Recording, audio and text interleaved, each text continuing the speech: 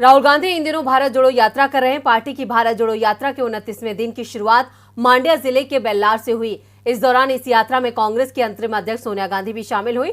सोनिया को लेकर राहुल ने कहा है कि उन्होंने हमेशा लोकतंत्र और सद्भाव को ही पार्टी की आधारशिला के रूप में सशक्त किया है। मुझे गर्व है कि मैं उनके साथ चल रहा हूं। अब सवाल यह है कि सोनिया ने अपनी यात्रा के लिए कर्नाटक को ही क्यों चुना? क्या है सोनिया का कर्नाटक से रिश्ता? देखते हैं ये रिपोर्ट। कांग्रेस के अंतरिम अध्यक्ष सोनिया गांधी आज कर्नाटक के मंड्या में पार्टी की भारत जोड़ो यात्रा में शामिल हुई। राहुल ने कंधे पर हाथ रखकर मां का स्वागत किया। इसके बाद यात्रा में मौजूद महिला नेताओं ने सोनिया गांधी का हाथ थाम लिया। करीब 15 मिनट तक पैदल चलने के बाद राहुल ने सोनिया को वापस कार में भेज दिया। हालांकि कुछ देर आराम करने के बाद सोनिया फिर से पैदल यात्रा में शामिल हुई।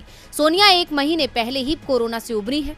अभी उनका स्वास्थ्य पूरी तरह से ठीक नहीं है, लेकिन उसके बावजूद वो यात्रा में शामिल हुई। कर्नाटक से सोनिया गांधी का गहरा रिश्ता है। जब कभी गांधी परिवार पर राजनीतिक संकट आया है, तब दक्षिण भारत ने उसे मुश्किल से उबारा है। भारत की पूर्व प्रधानमंत्री इंदिरा गांधी ने भी दक्षिण भारत की सीटों से लोकसभा चुनाव लड़ा था। इमरजेंसी के बाद जब इंदिरा गांधी की सरकार चली गई थी, तो 1980 में उन्होंने कर्नाटक के चिकमंगलूर से चुनाव लड़ा था।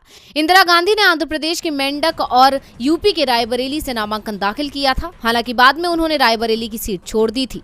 सोनिया गांधी भी कर्नाटक के बेल्लारी सीट से चुनाव लड़ चुकी हैं। 1999 के लोकसभा चुनाव में सोनिया गांधी को यूपी के अमेठी सीट से हारने का डर था। ऐसे में उन्होंने बेल्लारी से नामांकन दाखिल किया और अपने नामांकन को लेकर गोपनीयता रखने की कोशिश की। हालांकि बीजेपी को ये बात पता चल गई और उन्होंने सोनिया के खिलाफ सुषमा स्वराज को मैदान में उतार दिया। सुषमा स्वराज इस सीट से 56,000 वोटों से हार गई थी। आज फिर सोनिया गांधी कर्नाटक पहुंची हैं। ऐसे में सोनिया गांधी को दक्षिण भारत से काफी उम्मीदें हैं। वहीं सोनिया ने एक तीर से कई निशाने साधे हैं। कर्नाटक में अगले साल चुनाव है। ऐसे में यात्रा में सोनिया का शामिल होना कांग्रेस को फायदा दिला सकता है। वहीं सोनिया ने अपनी यात्रा के जरिए बीजेपी में मिशन दक्षिण को भी फेल कर दिया है और बता दिया है कि दक्षिण भारत में बीजेपी की दाल नहीं गलने वाली।